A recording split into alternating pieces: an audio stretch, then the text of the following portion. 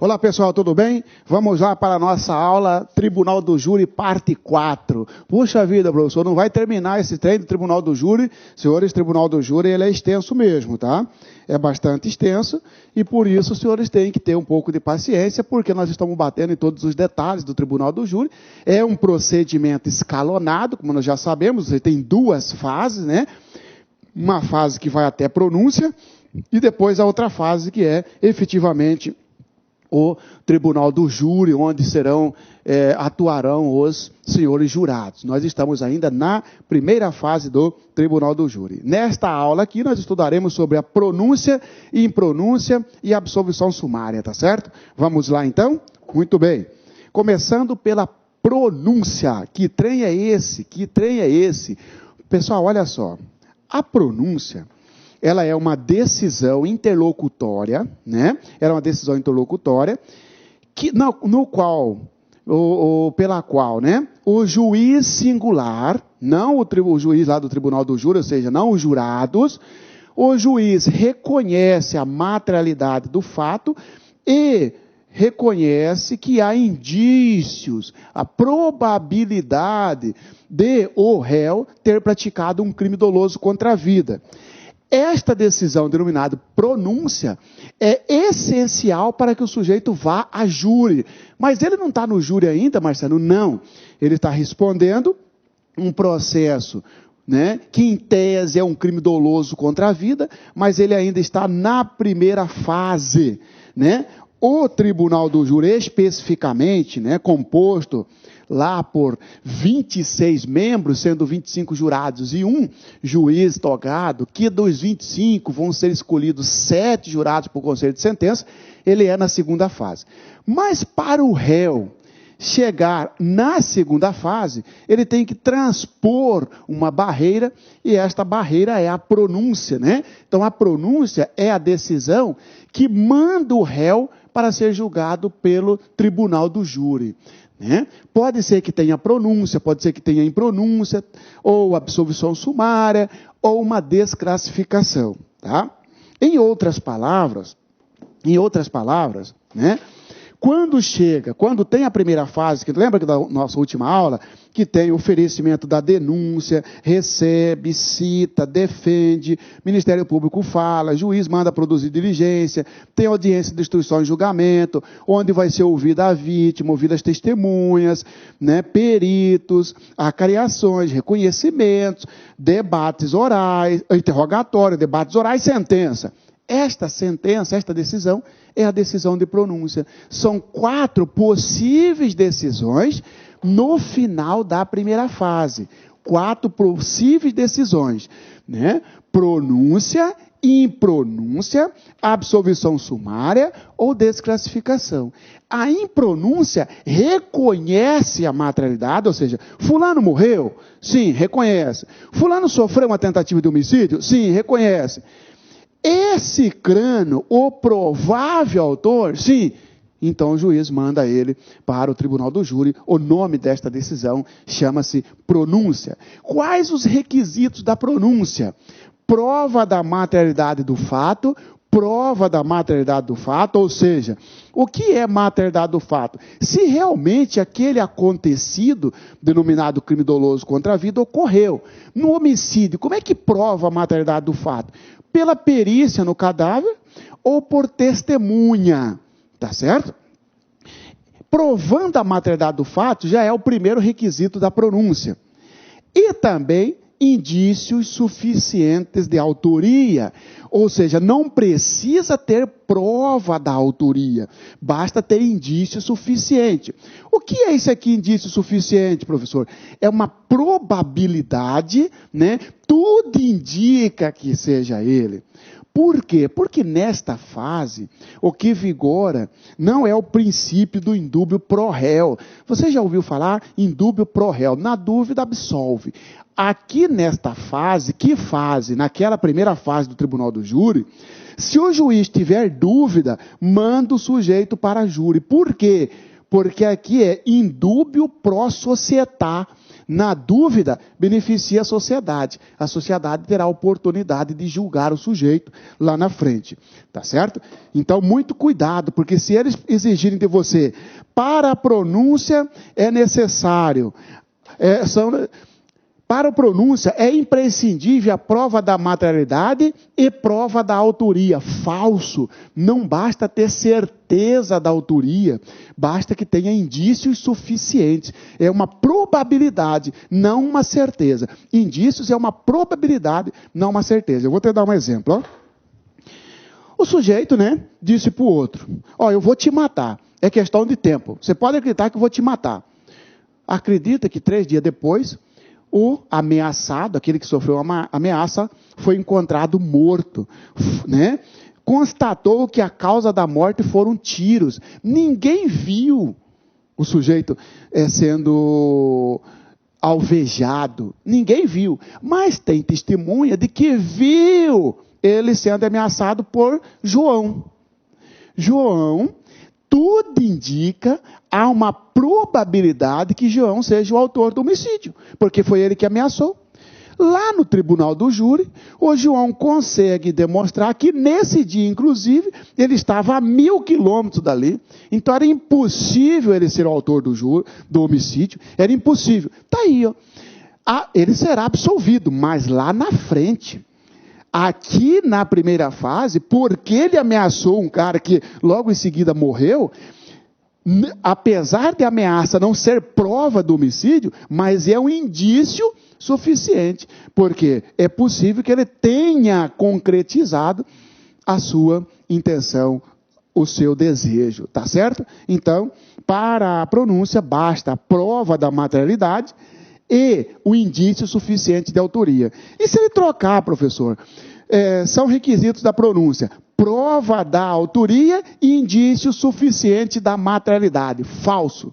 Não é indício da materialidade. Na materialidade tem que estar provado. A autoria não precisa. Aliás, o juiz não pode colocar na pronúncia que a autoria está provada. Ele não pode. A pronúncia dele é anulada. Por quê, pessoal? Quem vai dizer se há certeza da autoria, quem vai dizer são os senhores jurados lá na frente. Aqui nesta fase, o juiz não pode dizer que há prova da autoria. Mesmo que tendo, professor, mesmo que tendo, ele não pode colocar, está comprovada a autoria. O advogado vai recorrer e vai derrubar isso, porque isso chama-se excesso de linguagem.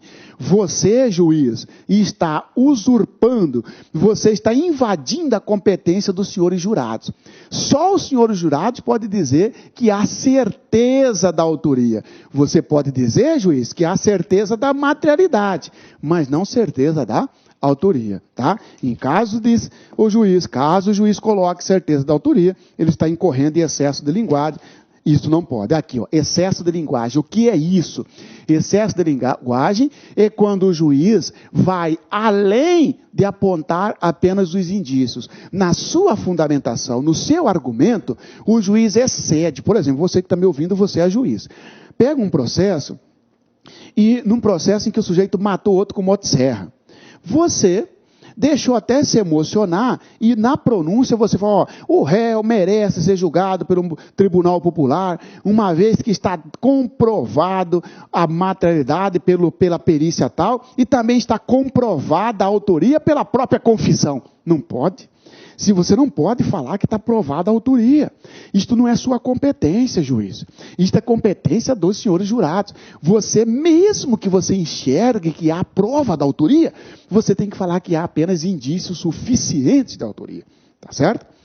Arbitramento de fiança. Na própria decisão de pronúncia, o juiz pode arbitrar fiança nos crimes afiançáveis para que o réu aguarde o julgamento, porque a pronúncia está aqui. Põe fim à primeira fase. Pode ser que do dia da pronúncia até ser julgado pelo tribunal do júri, passe até anos. O juiz pode fixar fiança para o juiz aguardar esse julgamento em liberdade. Para o réu aguardar o julgamento em liberdade. Sim, pode. O juiz pode arbitrar a fiança já na pronúncia. né? E se ele já pagou fiança lá atrás? Não tem problema. Agora, se ele estiver preso e o juiz quiser arbitrar a fiança para ele sair, ou para continuar solto, o juiz pode arbitrar? Pode. Então, é possível o arbitramento de fiança durante ou por ocasião da pronúncia, tá? Decretação e manutenção ou manutenção da prisão preventiva. Cuidado, porque isso aí também cai para você. Olha só, é possível... Eu estou dando aula para você. Imagine que eu estou respondendo por um crime doloso contra a vida, por um homicídio, tá certo? E eu estou dando aula para você. Então eu estou em liberdade? Sim. Ora, quando o juiz me pronunciou, ele deu uma decisão de pronúncia, o juiz pode decretar a minha prisão. E eu ser preso, mesmo sem ter sido condenado pelo tribunal do júri. Pode. Aí eu aguardo o julgamento do tribunal do júri preso. Isso é possível? É. Agora o juiz tem que decretar, ele tem que fundamentar. Por que ele está prendendo o sujeito que estava em liberdade até então? Ele tem que demonstrar. Ah, porque ele vem procurando testemunha. Ah, porque ele vai fugir do país. Porque olha aqui, ó, inclusive não quis entregar o passaporte. O juiz tem que fundamentar isso. Tá certo?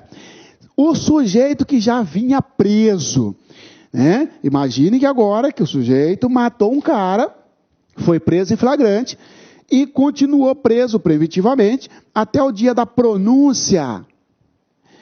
Para que ele continue preso, o juiz tem que fundamentar a manutenção. Por que, juiz, que você acha que ele deve continuar preso até o julgamento pelo Tribunal Popular? Como que eles cobram isso de você na prova?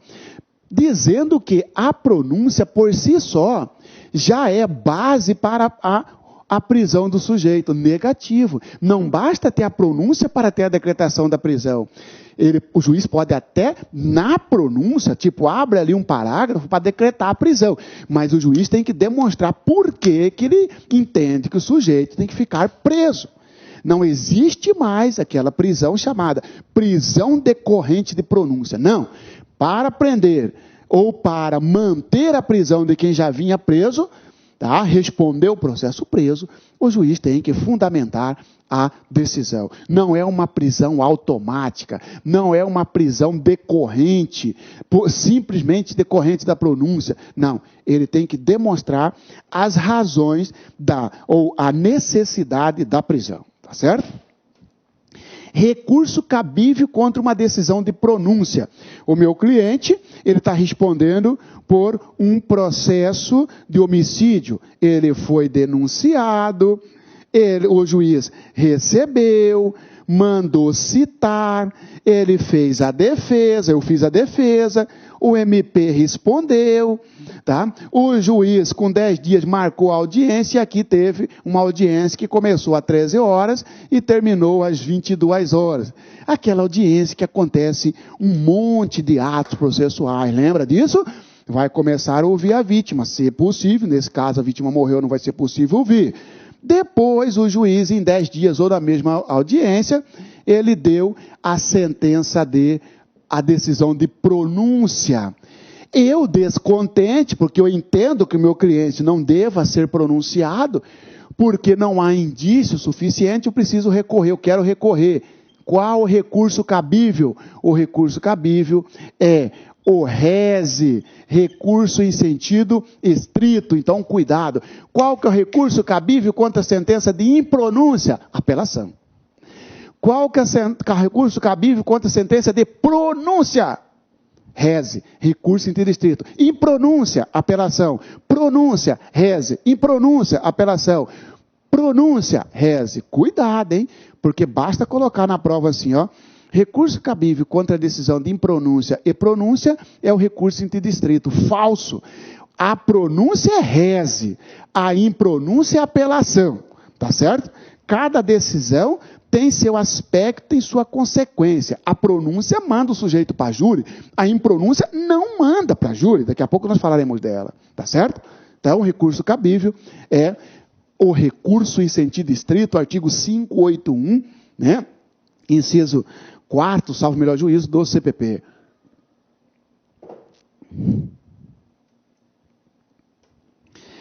princípio do indúbio pro società. É aquilo que eu falei para você. Ora, se há indício suficiente, existe uma dúvida, pode até existir uma dúvida, mas a dúvida não beneficia o réu. A dúvida no tribunal do júri, na primeira fase, beneficia a sociedade, no sentido de mandar o sujeito para o júri para ser julgado por ela. Na segunda fase, se existir a dúvida, aí poderão os senhores jurados absolver. Na primeira fase, vigora o princípio do indúbio pro società. Cuidado que ele pode perguntar para você, só se você sabe qual o princípio que rege a primeira fase do tribunal do júri. Tranquilo, princípio do indúbio pro réu. Falso, princípio do indúbio pro società. Cuidado, tá? Olha aqui todos os artigos do que nós falamos. O juiz, fundamentadamente, ou seja, motivadamente, pronunciará o acusado, se convencido da materialidade, se provar da materialidade do fato e da existência de indícios suficientes de autoria ou de participação, né? O sujeito está respondendo por um crime doloso contra a vida, por uma tentativa de homicídio ou por um homicídio consumado. Chegou no final da instrução, depois dos debates orais, depois das alegações finais, o juiz falou, agora eu quero decidir se esse cara vai ou não para o júri. Basta que esteja convencido o juiz de que o fato existiu e de que tudo indique que seja o fulano de tal. Indício suficiente de autoria. Não precisa de prova da autoria. Basta indício suficiente de autoria, porque indúbio pro società. A fundamentação da pronúncia limitar-se-á à indicação da materialidade do fato e da existência de indícios suficientes de autoria ou de participação, devendo o juiz declarar o dispositivo legal em que julgar em curso o acusado, especificar as circunstâncias qualificadoras e as causas de aumento de pena. Na decisão de pronúncia, o juiz tem um limite. Ele é limitado. Você não pode falar o que você quer, não, juiz. Não pode porque você não é o competente para julgar o sujeito. O competente é o tribunal do júri, são os jurados. A lei lhe assegurou a conduzir o processo até a primeira fase. Até o final da primeira fase, até a pronúncia. Daí para lá é com os jurados, né? Claro que vai ter um juiz lá, juiz presidente do tribunal do júri, mas é com eles. Por isso que ele tem um limite a seguir, ó. Ele não pode passar desse limite. E o limite é, você só tem que indicar a materialidade do fato, sem dizer que está provada a autoria. Tem que dizer que há indício suficiente de autoria. Se você especificar na sua decisão de pronúncia que está provada a autoria, o tribunal vai anular, o advogado vai recorrer, vai anular a sua pronúncia, juiz, porque você está com excesso de linguagem, tá certo? Na pronúncia tem que indicar qual é o artigo que o sujeito eventualmente praticou, por exemplo, 121, 124, indica o dispositivo da lei que ele violou. Qual é? Foi um homicídio, foi infanticídio, foi aborto? Tem que apontar o artigo. Se tem qualificadora, tem que apontar, por exemplo, ele usou veneno, ele usou de emboscada, dissimulação, dificultou a defesa da vítima, ou então uma causa de aumento de pena. Ele praticou esse crime contracendente, entendeu?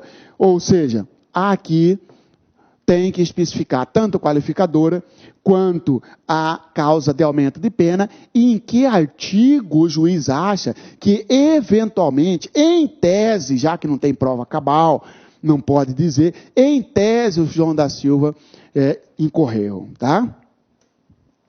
Se o crime for afiançável, o juiz arbitrará o valor da fiança para a concessão ou manutenção da liberdade provisória. Pode arbitrar fiança na fase do júri? Pode. Na fase da pronúncia? Pode. O juiz decidirá, olha a prisão, motivadamente, no caso de manutenção, revogação ou substituição da prisão ou medida restritiva de liberdade anteriormente decretada. E, tratando-se de acusado solto, sobre a necessidade de decretação da prisão ou imposição de quaisquer das medidas previstas no título 9 do livro 1 deste Código. Senhores, o sujeito vem respondendo o processo em liberdade. Teve pronúncia, se o juiz entender que ele deve ir para a cadeia, o juiz tem que decidir motivadamente. Vai revogar a prisão daquele que está preso? Também tem que motivar, porque está revogando. Vai manter a prisão? Também tem que fundamentar, seja para revogar, seja para decretar, ou seja para manter a prisão daquele que já vinha respondendo o processo solto, tá? Preso, melhor dizendo. Senhores, então nós falamos da pronúncia, tá? Nós falamos da pronúncia, tá? Impronúncia agora, olha a impronúncia. Tá? A pronúncia, então, está no artigo 413, com todos isso que nós falamos. A impronúncia, o que é isso? Bom, o processo segue até um marco, né, divisor, que é primeira fase, divide a primeira fase da segunda fase. Nós já vimos que a pronúncia é uma decisão que manda o sujeito, manda o réu para o júri popular. O fulano de tal foi pronunciado, ele já sabe que ele está aguardando o julgamento, né, no tribunal do júri. Tá? A impronúncia é ao contrário da pronúncia. Olha aqui, ó. Tampa aqui para você ver. Pronúncia manda para júri. A impronúncia evita que o sujeito vá para júri. Absolvendo o sujeito, falso. A impronúncia não é uma absolvição. Primeira coisa que nós temos que colocar na nossa cabeça é isso aí, ó. Impronúncia não absolve o réu. Só não manda para júri. Condena então, professor? Também não condena. A impronúncia, pessoal, é a decisão pela qual o juiz, né, na impronúncia, o juiz, ele não reconhece a materialidade do fato ou não reconhece indício suficiente de autoria. Eu vou te dar um exemplo. O sujeito está respondendo a processo. Porque, em tese, ele teria matado uma pessoa. Tá? Porque ele ameaçou essa pessoa. Essa pessoa, 3 dias depois, sumiu. Apareceram testemunhas dizendo que viu o ameaçador matando. Na verdade, essas testemunhas não viram ele matando, viram ele ameaçando. Mas as testemunhas botaram na cabeça que foi ele que matou e foi lá e falou para o juiz, para o delegado, é ele mesmo, delegado. Eu vi ele ameaçando e vi ele matando a vítima. Instaurou o processo contra o sujeito. Lá no final, antes da pronúncia, adivinha quem que apareceu? A suposta vítima. Ué, mas já tinha instaurado o processo. O processo já estava correndo. Ué, você não está morto? Você não está morta? Não. Ué, fulano de tal não ameaçou você? Ameaçou, por isso que eu fui embora. Eu vou ficar aqui para o cara me matar? Se eu sei que o cara é matador? Para aí. Então não tem materialidade do homicídio. Como é que vai pronunciar? Nesse caso, só tem uma saída para o juiz. Impronunciar o sujeito, né? Impronunciar, ou a depender do caso, na verdade, é uma absolvição sumária. Nesse caso, está mais para uma absolvição sumária, porque sequer teve o fato. Mas vamos imaginar o seguinte, que o juiz não enxergue aqui a materialidade. Para ele, ó, não tem prova da materialidade. Por quê? Porque, agora pega outro exemplo. Acharam uma ossada no fundo da sua fazenda. Tá certo? Uma testemunha pega, vai lá e diz que viu você enterrando uma pessoa ali. Que, por sinal, tudo indica que era um peão seu que sumiu. Instaura o processo. Antes da pronúncia, vem a perícia sobre aqueles ossos que encontraram na sua fazenda. A perícia vem e fala, não, esses ossos aqui é de boi. É de vaca, não é de gente. Então não tem materialidade, não tem testemunha que viu você matando. A testemunha que viu você enterrando um negócio, mas não sabe nem se é gente. Presumiu que era. Foi fazer a perícia, você já estava respondendo o processo, viu que era osso. Não tem prova da materialidade, aí vai impronunciar. A impronúncia é a decisão que encerra a primeira fase sem mandar o sujeito para júri, mas também não absolve. Não absolve. Ou seja, deixa de pronunciar. Tá certo? O que absolve é a absolvição sumária. A impronúncia só não manda para júri, tá? Quais os requisitos da impronúncia?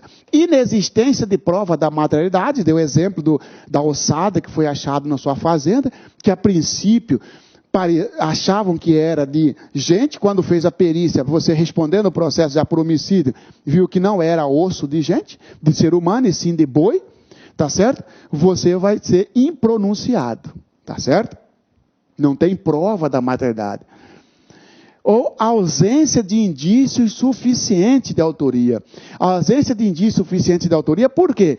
Você foi processado, só que chegou lá na audiência, além de você negar, a testemunha-chave, quando o juiz perguntou, é ele que você viu atirando? A testemunha falou, não, doutor, não é ele, eu não tenho certeza que é ele. Entendeu? Está muito diferente que ele. Então não tem indício suficiente. Ainda que tenha uma mera suspeita, mas não é suficiente. A ausência da prova da materialidade, ou a ausência de indício suficiente de autoria, impronuncia o sujeito. Existência da prova da materialidade, existência de indício suficiente de autoria, pronuncia o sujeito. E a ausência deles, impronuncia. Tá certo? Coisa julgada formal. Cuidado com isso. A impronúncia não manda o sujeito para o júri. Não manda. Mas esse sujeito, o réu, ele fica na corda bamba. Sabe por quê? Porque se aparecer uma prova nova da culpa dele, ele roda. Ele vai ser processado. Sim? Ah, mas não pode reformar o processo para piorar? Não funciona na impronúncia. Tá certo?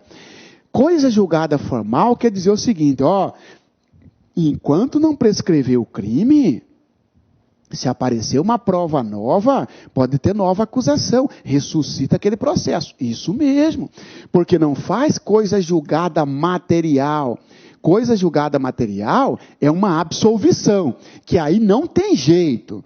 O sujeito foi absolvido.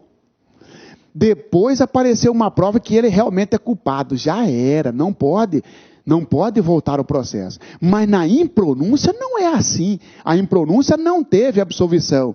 A absolvição faz coisa julgada material. A impronúncia não faz coisa julgada material, só formal.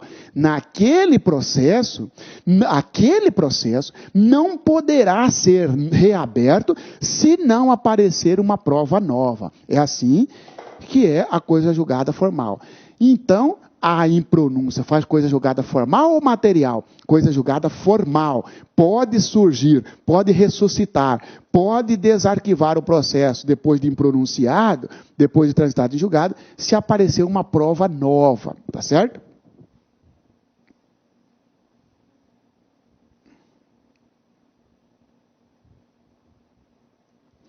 Recurso cabível contra a decisão de impronúncia. Apelação, artigo 416 do CPP. Nós até estudamos quando falamos do recurso de apelação. Qual o recurso cabível contra a decisão de impronúncia? Apelação. Cuidado, na prova vai confundir você. O recurso cabível contra a decisão de impronúncia é um recurso em sentido estrito, coloca falso. Não é recurso em sentido estrito, não é embargos infringentes, não é recurso extraordinário, não é recurso especial. É recurso de apelação, tá? Olha os artigos. Ou o artigo, né? Não se convencendo da materialidade do fato, ou da existência de indícios suficientes de autoria, ou de participação, o juiz fundamentadamente impronunciará o acusado. Então é o contrário da pronúncia. Enquanto não ocorrer a extinção da punibilidade, enquanto não ocorrer a prescrição, poderá ser formulada nova denúncia ou queixa, se houver nova prova, se houver prova nova. Isto é coisa julgada formal. Ô réu, você não fica muito alegre não, viu? Porque se aparecer uma testemunha aí falando que é você mesmo, pode ressuscitar o processo. Então fica quietinho até prescrever, porque senão você vai ver, você não foi absolvido, você foi impronunciado. E quem é impronunciado, eu sempre falo, fica em cima do muro, até que transite até que extinga a punibilidade, que é a prescrição. Absolvição sumária, outra decisão possível no tribunal do júri. Porque olha só, pessoal, processo corre, no final da primeira fase, o sujeito pode ser pronunciado, pode ter uma pronúncia. Pronúncia é, manda o sujeito para o tribunal do júri. Agora o juiz pode dar uma impronúncia. Impronúncia, isto é, não manda para o tribunal do júri. Encerra o processo sem que o sujeito seja encaminhado para o tribunal do júri, porque não há indício suficiente de autoria ou não há prova da materialidade. Agora, uma terceira decisão é a absolvição. O sujeito ele é absolvido logo, chamado absolvição sumária. Absolvição sumária no tribunal do júri. Aqui é muito melhor do que a impronúncia, porque na absolvição sumária o cara fica livre, ele não vai para júri e o juiz já mata o processo definitivamente aqui. Entendeu? Isto é chamado de absolvição sumária. A absolvição sumária, na verdade, ocorre com o julgamento do mérito do caso. Não ofende a soberania dos veredictos? Não. Não ofende a competência dos jurados, melhor dizendo? Não. Por quê? Não é qualquer hipótese que vai dar absolvição sumária, só nos casos previstos em lei. Entendeu? Somente nos casos estritamente, devidamente comprovados. Eu vou te dar um exemplo. O sujeito matou em legítima defesa. Não vai mandar ele para júri. Se tem prova já que ele matou em legítima defesa, absolve logo o juiz singular. Né? Quais são os casos da absolvição sumária? Que é isso que vai cobrar de você. Prova da inexistência do fato. Aquele exemplo que eu estava dando, do sujeito que vinha sendo investigado porque tinha matado determinada pessoa, e depois apareceu a vítima, ele é caso de absolvição sumária, não de impronúncia, porque, prova da inexistência do fato. Se tem um processo que supostamente, imagina a Elisa Samúdio, do Bruno, imagina que o Bruno, agora já acabou, porque o Bruno já foi condenado, se ela aparecer, vamos imaginar, será uma revisão criminal. Mas o Bruno teve um momento que ele foi pronunciado. Se a Elisa aparecesse bem aqui, o Bruno seria absolvido sumariamente, porque já estaria provado que ela não estava morta, ou seja, inexistência do fato. Se provar a inexistência do fato, provar a ausência da materialidade, não é porque ficou em dúvida da existência, porque a dúvida sobre a existência do fato dá impronúncia. Aqui está a certeza que o fato não existiu, tanto que a vítima apareceu. Isto dá absolvição sumária. Tá? Outra hipótese. Não ser o autor partícipe do fato. Está provado que tudo bem, teve materialidade? Alguém morreu? Sim, mas está provado que não é ele. Não é o Marciano quem fez isso. Está aqui, todas as testemunhas ouvidas disseram, não é ele. Quem atirou foi um cara careca, um cara feio, um cara... Não, o Marciano não é careca, não é feio. Entendeu? Então está provado que eu não sou o autor do fato. Nesse caso da absolvição sumária. Se ficar em dúvida sobre o autor do fato, vai dar impronúncia. Está provado que ele não é o autor do fato. Aí, e se a dúvida for suficiente no sentido de estar mais para ser do que não ser, é pronúncia, porque é indício suficiente. A absolvição sumária está provado. Todas as testemunhas disseram, não é ele, então tem que absolver. Fato atípico, quando o fato evidentemente não constitui crime. Por exemplo, eu estou sendo processado, diz que por ter matado alguém. Vem uma perícia e fala, não, a pessoa morreu de morte natural. Ué, então para aí. Então o fato é atípico, por morte natural não é típico. Por quê que não é isso? Ora, se o fato é atípico, ou seja, não constitui crime, como é que vai condenar o sujeito? A absolvição sumária, tá? E, finalmente, quando tiver excludente de licitude ou de culpabilidade. Lembra da excludente de licitude? Legítima defesa, estado de necessidade, estrito cumprimento do dever legal, regular do direito, entendeu? Ora, alguém matou em legítima defesa ou por estado de necessidade, ele será absolvido logo aqui no final da primeira fase. Não precisa submeter ele a todo o trabalho, a todo o desgaste do júri. Se já está na cara que foi excludente de licitude. Ou excludente de culpabilidade, aquela embriaguez involuntária, completa, né? Ou então, obediência hierárquica, ou então, no caso de inexigibilidade de conduta diversa, são os casos que excluem a culpabilidade, né? Erro de proibição, caso que exclui a culpabilidade, também da absolvição sumária. O único detalhe, o deficiente mental também é uma excludente de culpabilidade. O deficiente mental não pode ser condenado. O deficiente mental, se for comprovado, ele tem que ser absolvido. Agora, cuidado com o deficiente mental. Olha aqui, ó. Inimputável. Se o inimputável, né, for deficiente mental, ou seja, ele é inimputável porque é deficiente mental, a lei fala que, ó, o juiz não poderá absolver sumariamente. Então, essa excludente de culpabilidade, né, não são todas, porque se for no caso de deficiente mental, tem um detalhe aqui, ó. Meu cliente está sendo acusado de ter matado um cara, tá certo? Eu alego que ele é deficiente mental. Vai para a perícia comprova, ele é deficiente mental. Só que além desta minha alegação, eu disse também, e consegui comprovar, estou querendo comprovar, que o meu cliente, ele sofreu uma agressão injusta. Entendeu? Ele, além de deficiente mental, a vítima atentou contra a vida dele e ele foi obrigado a pegar um pedaço de madeira e matou o cara. Mas então, para aí, se legítima defesa beneficia até quem não é deficiente, imagina quem é deficiente. Pô. Ora, o deficiente também não pode matar em legítima defesa? Pode. Ora, se não, estaria tratando de forma desigual, concorda ou não? Porque dizer que você que não é deficiente, você mata um porque ele te agrediu, você está em legítima defesa. Eu sou deficiente, mato um porque me agrediu, não posso alegar legítima defesa? Para aí. Então, a minha defesa falou assim, não, para aí. Realmente, o Marciano matou. Mas ele matou em legítima defesa. E além disso, ainda que não fosse legítima defesa, ele é deficiente mental. Olha aqui.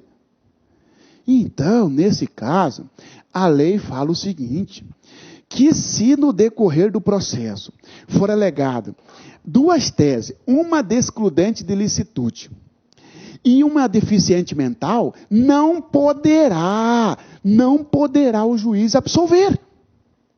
Não poderá. Por quê?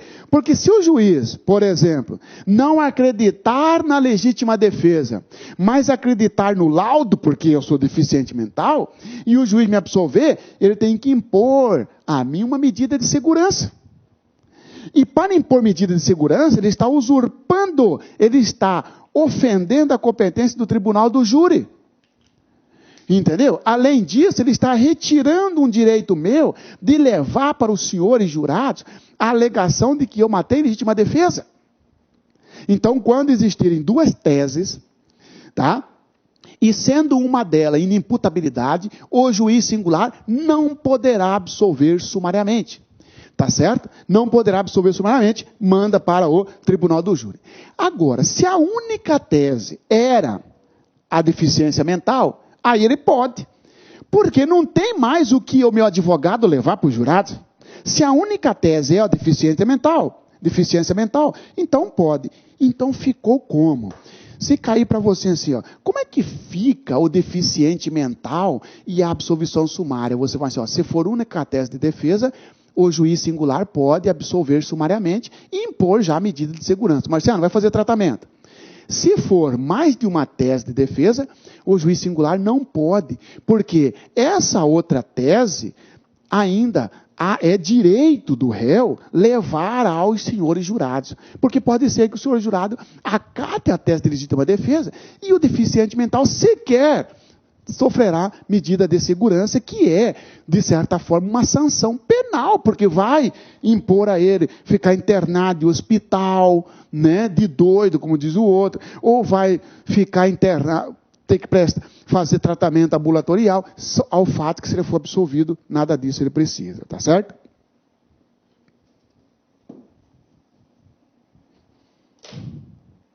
Recurso cabível contra a decisão de absolvição sumária. Apelação 416 do CPP. Cuidado, hein? Recurso cabível, apelação. Eu aposto com você que se for cair recurso envolvendo o júri, eles vão perguntar qual que é o recurso cabível contra pronúncia? Reze, pronúncia. Qual que é o recurso cabível contra impronúncia? Apelação. Qual que é o recurso cabível contra absolvição sumária? Apelação.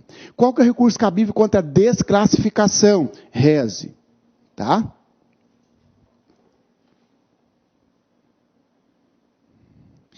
Aditamento à denúncia. É possível que no decorrer do processo haja necessidade de aditar a denúncia, né, para incluir inclusive outros réus. Por exemplo, eu e você estamos respondendo por eu e você fomos autores de um crime doloso contra a vida. Só que você saiu fora, só entrou eu. Lá no dia do julgamento, lá no dia da audiência, eu resolvi tocar o seu nome no meio. O processo vai voltar para incluir você, para fazer um aditamento. Emendácio libelli. Emendácio libelli, que está lá no artigo 383 do CPP, é a possibilidade para você, juiz, mudar a tipificação, mudar o artigo do crime. Entendeu? Por exemplo, pessoal, imagine que determinada pessoa foi denunciado por homicídio. Melhor, foi denunciado por infanticídio. Lá o Ministério Público descreveu certinho os fatos como se fosse homicídio. Mas na hora de classificar o crime, colocou que é infanticídio, por exemplo. O juiz pode fazer a correção e falar, não é infanticídio, e sim homicídio. Emendácio libelli é corrigir o artigo erroneamente apontado pelo Ministério Público. Intimação. A intimação da sentença de pronúncia, na verdade. A intimação da sentença de pronúncia. Né? Apesar de estar aqui na absolvição sumária, mas essa intimação é da sentença de pronúncia, por exemplo. Aí depende. Como é que intima o pessoal? Bom, o advogado contratado, o assistente e o querelante são intimados pela imprensa. Só intimado pelo Diário Oficial. O Ministério Público, Defensoria Pública, tá? O próprio réu e o advogado nomeado pelo juiz, por exemplo, o cara é pobre, não tem Defensoria Pública na sua comarca, mas nomeou um advogado, serão intimados pelo oficial de justiça. Então, tem que tomar cuidado, hein? A intimação, você que vai ser servidor do Poder Judiciário, pode questionar você, como é que é a intimação de uma decisão de pronúncia? Você vai dizer, depende. Para o advogado contratado, para o assistente e para o querelante, é pela imprensa. A intimação do Ministério Público, do advogado público, seja ele indicado pelo juiz ou defensor público, e o próprio réu é pelo oficial de justiça. Se o réu não for encontrado, aí intima ele por edital. Tá? Olha só o artigo 415 que fala da absolvição sumária. Tá? O juiz, fundamentadamente, absolverá desde logo o acusado quando? Este desde logo quer dizer o que exatamente a palavra sumária. Sim, porque em vez de esperar lá o júri para ele ser absolvido, já absolve aqui, ó, desde logo, quer dizer, sumariamente. Não é isso? Sumariamente é aquilo que antecede, não é isso? Por isso que fala sumário, né? Aquilo que antecede. Absolvição sumária.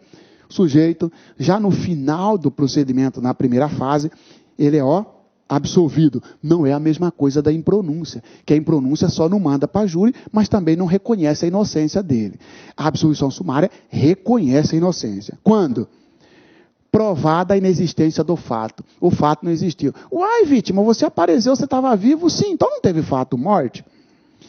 Provado não ser ele o autor do fato. Olha só, tem que estar provado.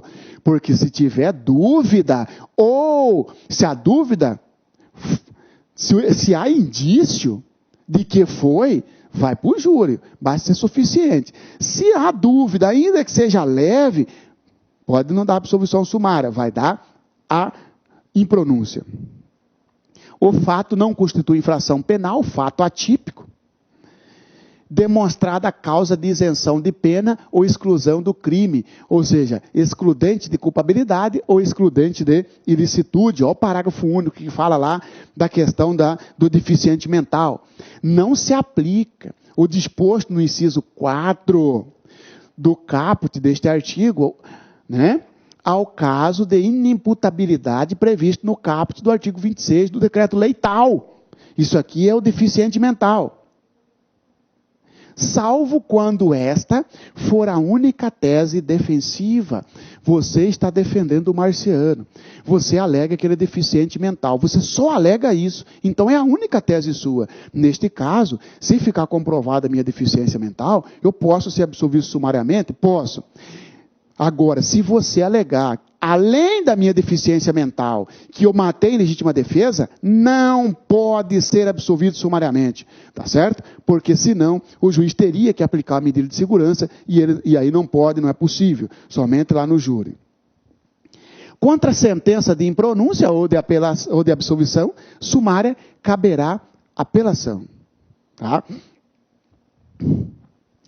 Se houver indícios de autoria ou de participação de outras pessoas não incluídas na acusação, o juiz, ao pronunciar ou impronunciar o acusado, determinará o retorno dos autos ao Ministério Público por 15 dias, aplicável, no que couber, o artigo 80 deste Código. Ou seja, eu e você praticamos um crime doloso contra a vida.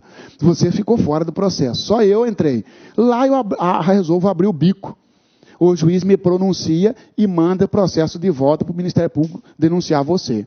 E ele manda aplicar o artigo 80, que é, inclusive, separar o processo. Como eu já estou num estado avançado, já estou lá na fase da pronúncia, pode ser que o juiz, é faculdade, não é uma obrigação, separe o processo. Ou então eu espero você para nós dois irmos ao júri. O juiz poderá dar ao fato definição jurídica diversa da constante da acusação, embora o acusado fique sujeito à pena mais grave. Isso aqui é pegadinha, porque, imagina que o sujeito foi denunciado lá pelo 123 por infanticídio. Tá certo? O juiz, lá na fase da pronúncia, falou: isso aqui não é infanticídio nada, isto aqui é homicídio. Para aí, pessoal. A pena do infanticídio é muito menor do que do homicídio. Comprovou que, na verdade, a mulher não estava em estado puerperal nada. Por isso deu homicídio, que matou o próprio filho. O juiz, ele pode pronunciar o sujeito, não como infanticídio, mas sim como homicídio? Pode. Sim, mas o homicídio tem pena maior. Não tem que abrir vista para fazer a mutatio libere? Não, porque se já teve a descrição dos fatos, o réu se defende dos fatos. Os fatos foram descritos de forma correta, sim. Então o juiz poderá mudar de infanticídio para homicídio, mesmo que haja um crime que tenha a pena mais grave. Tá certo? Não é que o juiz vai impor uma pena mais grave, porque isso quem vai fazer são os senhores jurados. Mas o crime, o artigo que ele vai mudar, ele vai sair do 123 para o 121, é muito mais grave o 121. A intimação da decisão de pronúncia será feita, cuidado, hein? Pessoalmente, o que é intimação pessoal? Por oficial de justiça, ao acusado, ao defensor nomeado é aquele que não recebe, aquele que o juiz nomeou, porque o sujeito é pobre, é o defensor público, ou é você que trabalha na sua comarca, de vez recebe uma cartinha do juiz falando que você tem que acompanhar um processo, você foi nomeado.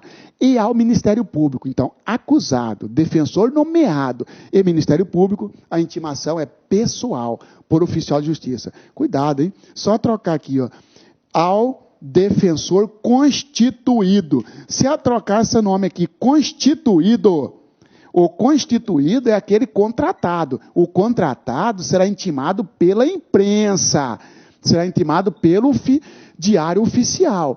O nomeado é pelo oficial de justiça. O contratado, aquele que o réu está pagando, não vai oficial de justiça na casa dele, não. Vai sair no diário oficial a intimação do advogado de que o sujeito foi pronunciado, o seu cliente foi pronunciado, tá? Por que essa diferença, Marciano? Porque, olha só, pessoal, o cara já não está recebendo nada, ainda tem que ficar olhando o diário oficial. Se você foi convocado para defender um sujeito, você vai fazer de graça. Você ainda tem que ficar olhando o diário oficial. Ministério Público, né, ele defende a sociedade, ainda tem que ficar olhando o diário oficial. O réu, não é razoável exigir que o réu fique olhando o diário oficial. Por isso, o oficial de justiça vai até a casa dele, tá?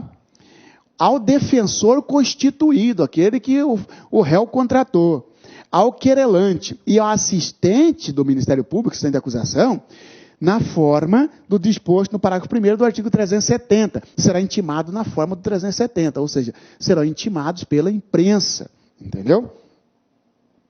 Então, eu diria para você o seguinte, como que fica a intimação? Faz assim, pessoal, ó, a intimação vai ser assim, ó, vai ser pessoal é por oficial de justiça, ou vai ser pela imprensa. Será pessoal quando para o Ministério Público, para o acusado e para o defensor nomeado. Muito bem, nomeado. Será pela imprensa ao defensor constituído, né? Você está recebendo por isso, Marcelo, então fica olhando o diário oficial. Também será para o querelante, né? E também será para o assistente do MP, o assistente da acusação. Olha só, cuidado, caiu sobre a intimação no tribunal do júri, sobre a intimação da decisão de pronúncia, vai ser pessoal ou pela imprensa. Aí você analisa e mata a sua questão, tá ok?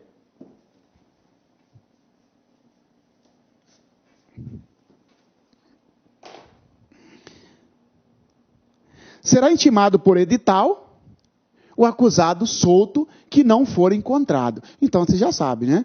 O acusado ele vai ser intimado por oficial de justiça. Uma oficial de justiça foi na casa dele, não encontrou, aí pode intimar por edital.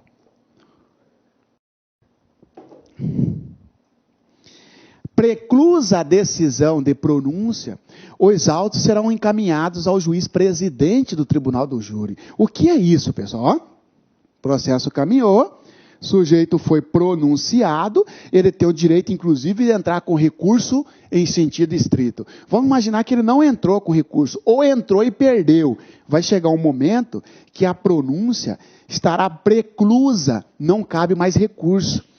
Este processo aqui, ó, que mais ou menos tem aí suas 400, 500 páginas, vai ser mandado lá para o juiz, para outro juiz, para o tribunal do júri. Ele sai, por exemplo, da primeira vara e vai para o 5º tribunal do júri, vai para o tribunal do júri. É isso que quer dizer, ó, preclusa a decisão de pronúncia, os autos serão encaminhados ao juiz presidente do tribunal do júri. Você lembra que o tribunal do júri é formado por 26 pessoas, sendo 25 jurados e um juiz presidente? Esse juiz presidente, quando recebeu o processo, ele já recebe para fazer o julgamento.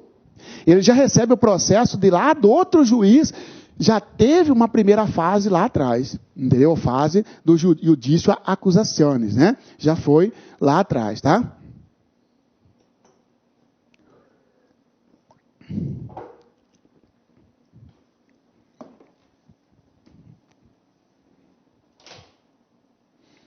Ainda que preclusa a decisão de pronúncia, havendo circunstância superveniente que altere a classificação do crime, o juiz ordenará a remessa dos autos ao Ministério Público. Sim, precluiu. Ainda que precluiu, pode ter alteração da pronúncia? Pode, você quer ver?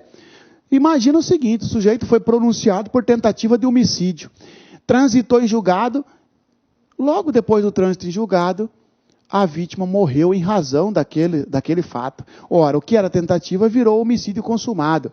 Vai, manda para o Ministério Público acrescentar, fazer uma retificação. E pode ter, inclusive, nova audiência, pode ter tudo, tá? Desclassificação. Antes de falar da desclassificação, eu falo para você o seguinte, algo me diz que vai cair alguma coisa de recurso. Aliás, eu vou falar depois. que aí fica até melhor, que eu já falo da desclassificação. O que é uma desclassificação? Senhores, eu já sei o que é pronúncia, é a decisão que manda o sujeito para o júri. Basta que tenha a prova da materialidade e, muito bem, indício suficiente de autoria. Já sei o que é impronúncia, é a decisão que não manda o sujeito para o júri. Quando o juiz não encontrar a prova da materialidade, ou quando não existir indício suficiente de autoria. E o sujeito fica no stand-by, vamos dizer o seguinte, ele não está condenado, mas também não está absolvido. Se aparecer uma prova nova, ele roda. Ele roda porque ele pode ir para o júri, pode ter um novo processo, porque não faz coisa julgada formal, material, só formal.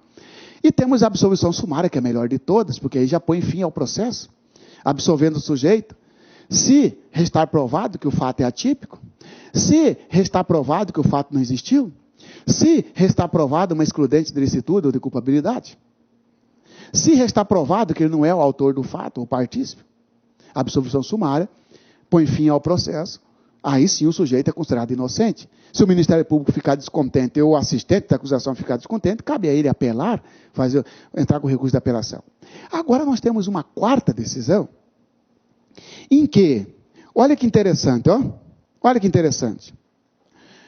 Sujeito foi acusado por homicídio. O processo seguiu, e quando chegou lá na fase final, ele, réu, inclusive foi lá e confessou para o juiz, não, doutor, eu fui mesmo o autor desse fato, não posso negar, eu fui o autor desse fato. Agora, jamais pensei em matar esse cara. Na verdade, eu queria dar uma surra nesse cara. A minha vontade era lesionar esse cara. Só que em razão da lesão ele acabou morrendo. Mas eu não tinha o dolo de matar. As testemunhas todas falaram, não, realmente. E as circunstâncias demonstraram que ele não tinha o dolo e o juiz caiu na dele. Opa, para aí. Ó. O tribunal do júri, ele só julga os crimes dolosos contra a vida. Se o juiz reconhecer que realmente morreu em razão de uma surra, mas a vontade era só lesionar, então houve uma lesão corporal seguida de morte. E lesão corporal seguida de morte não é do tribunal do júri. Não é crime doloso contra a vida. É uma lesão corporal seguida de morte. Está no outro capítulo. Tá certo? Olha que interessante. Nesse caso, o sujeito, ele não é pronunciado, porque o crime não é doloso contra a vida, não é impronunciado, porque até ele mesmo confessou, então há indício suficiente, né? Ele não tem como ser absolvido sumariamente, não tem outra alternativa, senão o juiz pegar esse processo e mandar para outro juiz. Quando ele faz isso, ele está desclassificando. Isto é a desclassificação. A desclassificação, então, é quando o juiz da primeira fase do tribunal do júri reconhece que há um crime, mas que não é, que não seja, que não constitui crime doloso contra a vida. E manda para outro juiz julgar. Manda para o juiz competente, se ele não for competente para isso, tá certo? Isso que é a desclassificação. Vou te dar outro exemplo. O sujeito foi acusado por homicídio. Entendeu? E lá ele consegue comprovar que, na verdade, ele estava limpando a arma. Ele estava limpando a arma e a arma disparou no colega dele. Entendeu? Então ele não teve dolo. Ele pode até não ter respeitado os deveres de cuidado. Então ele não fez homicídio doloso. Ele fez um homicídio culposo. E nesta fase o juiz reconhece isso, todas as provas nesse sentido, testemunha, tudo. O juiz fala, realmente, teve um homicídio, mas não foi doloso, foi culposo. Então o juiz tem que mandar, não pode ir para o júri, porque o júri não julga homicídio culposo. É só homicídio doloso, crime doloso contra a vida. O juiz desclassifica, manda para outro juiz. Desclassificar é mudar o crime de homicídio doloso para outro crime. Essa é uma decisão também que ocorre no tribunal do júri, chamado de decisão de desclassificação, previsto no artigo 419 do CPP, tá certo? Olha aqui, ó. Quando o juiz se convencer em discordância com a acusação, porque a acusação foi de homicídio, foi de crime doloso contra a vida, em discordância da acusação da existência de crime diverso dos referidos no parágrafo 1º do artigo 74 deste Código, e esse aqui fala exatamente do crime doloso contra a vida, e não for competente para o julgamento, remeterá os autos ao juiz, que ou seja, ô juiz, você não é competente para julgar esse caso, né? Não, manda para o outro. Isto é desclassificar, tá? Remetido os autos do processo ao outro juiz, à disposição deste ficará o acusado preso. Imagina que o sujeito está preso, desclassificou, já solta? Não, manda para o juiz competente, e o juiz competente que vai decidir sobre a prisão. Contra esta decisão, cabe recurso em sentido estrito. Contra esta decisão, cabe recurso em sentido estrito. Então, aí eu fecho para você. Na primeira fase, é possível as seguintes decisões: pronúncia, impronúncia,